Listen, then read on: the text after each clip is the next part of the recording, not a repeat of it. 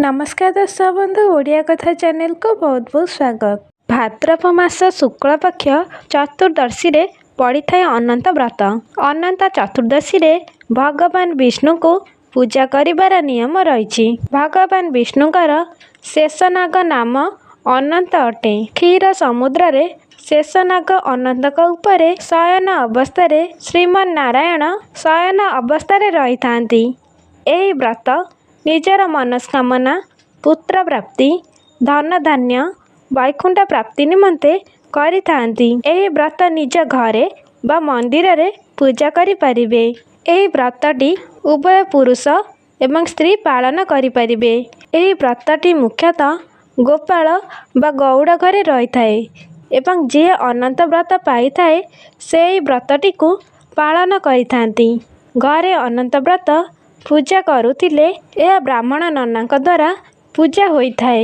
अनंत व्रत दिन प्रभातरु उठी घर सफा करी पूजा स्थान को लिपा पोछा करी एक आस्थान बा पीड़ापटा रखिबे। सेतिरे एक हलदिया कना पकाइबे। घरे जदि शालग्राम पूजा पाउचंती तेबे शालग्राम को रखी पूजा करि परिबे। नचेत अनंत विष्णु अनंत शयन विष्णुकर फट किंबा मूर्ति को मध्य पूजा करि परिबे। पंचामृत तैयारी करी अनंत वासुदेवंक फट बा मूर्ति को स्नान कराइबे। स्नान सरिला परे पूजा स्थान रे स्थापना करिबे। पूजा करिबा पई एक व्रत को आनिबे एवं व्रतटी को पंचामृत रे बुड़ाई पूजा स्थान रे रखिबे। पूजा स्थान रे एक कलश स्थापना करिबे। अनंत व्रत पूजा रे 14 प्रकार फूल 14 प्रकार फल 14 प्रकार पिठा भोग लगी होई थाए। कलश एवं विष्णु का भट्टारे फूल चंदन आदि अर्पण करिबे। दीप धूप झुणा आदि लगाइबे। नाना पूजा करी बही बोली होम करिबे। भोग लागिला परे आरती करिबे।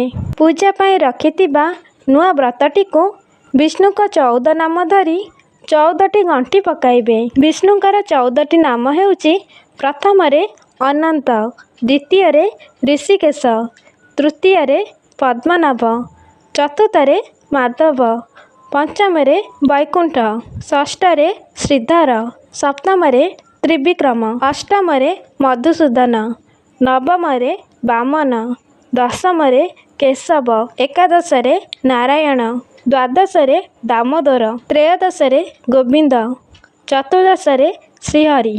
एहीपरि भाବରେ श्री विष्णुकर 14टी नाम नहीं 14टी गंठी पकाइबे। एही व्रत नारी माने बाम हाथरे एवं पुरुष माने डाहाण हाथरे धारण करिबे। अनंत व्रत दिन स्वात्विक खाद्य खाइबे। एही पूजा व्रत 14 वर्ष धरी पालन कले मनुष्य जन्मरू मुक्ति मिलिथाए एवं वैकुंठ प्राप्ति होइथाए एवं निजर मनस्कामना पूर्ण होइथाए। आशा करुँच ये भिडियोटी आपण मानक भल लगी। भिडियो लाइक कमेंट शेयर कर दिंतु एवं सब्सक्राइब करने भूलु नहीं। नमस्कार।